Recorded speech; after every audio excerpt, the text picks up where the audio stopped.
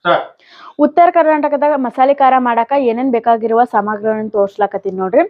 2 kg ಜವಾರಿ ಮೆಣಸಿನ್ಕಾಯಿ ತೊಗೊಂಡಿನಿ, ಮತ್ತೆ 2 kg ಬ್ಯಾಡಗಿ ಮೆಣಸಿನ್ಕಾಯಿ ತೊಗೊಂಡಿನ್ರಿ. 50 ಗ್ರಾಮ್ ಆಗಷ್ಟ ಜೀರಿಗೆ ತೊಗೊಂಡಿನಿ ನೋಡ್ರಿ. ಮತ್ತೆ ಪಲಾವ್ ಎಲಿನೂ 50 ಗ್ರಾಮ್ ಪಲಾವ್ ಎಲಿ ತೊಗೊಂಡಿನ್ರಿ. ಮತ್ತೆ ಧನ್ಯಾನು 1 kg ಧನ್ಯಾ ತೊಗೊಂಡಿನಿ ನೋಡ್ರಿ.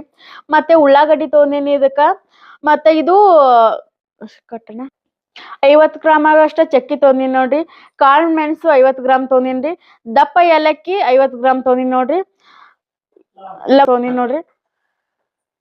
ಸ್ಟಾರ್ಟ್. 50 ಗ್ರಾಮ್ ಲವಂಗ ತೊಗೊಂಡಿನಿ ನೋಡ್ರಿ. 1 kg ಆಗಷ್ಟ ಕೊಬ್ಬರಿ ತೊಗೊಂಡಿನ್ರಿ. ಇದು ಅರ್ಧ kg ಕಟ್ ಮಾಡಿಕೊಂಡಿದ್ ಕೊಬ್ಬರಿ ಐತಿ. ಮತ್ತೆ ಏಲಕ್ಕಿ 50 ಗ್ರಾಮ್ ತೊಗೊಂಡಿನಿ ನೋಡ್ರಿ. ಜೀರಿಗೆ 50 ಗ್ರಾಮ್ ತೊಗೊಂಡಿನಿ ನೋಡ್ರಿ. ಕಟ್ 50 ಗ್ರಾಮ್ ಜಾವಿತ್ರಿ ತೊಗೊಂಡಿನಿ ನೋಡ್ರಿ. ಇದು ಕಲ್ಲು 50 ಗ್ರಾಮ್ ತೊಗೊಂಡಿನ್ರಿ. 2 kg ಆಗಷ್ಟ ಉಪ್ಪು ತೊಗೊಂಡಿನ್ರಿ. ಮತ್ತೆ ತುರ್ಕೊಂಡಿದ್ದ ಕೊಬ್ಬರಿ ಅರ್ಧ kg ತೊಗೊಂಡಿನಿ ನೋಡ್ರಿ. ಇದು 50 ಗ್ರಾಮ್ ಮೆಂತ್ಯ ತೊಗೊಂಡಿನಿ ನೋಡ್ರಿ. 50 ಗ್ರಾಮ್ ಎಳ್ಳು ತೊಗೊಂಡಿನ್ರಿ.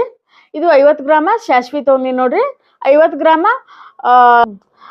ಗ್ರಾಮ್ ಅರ್ಶಿನ ಬೇರ್ ತೊಗೊಂಡಿನಿ ನೋಡ್ರಿ.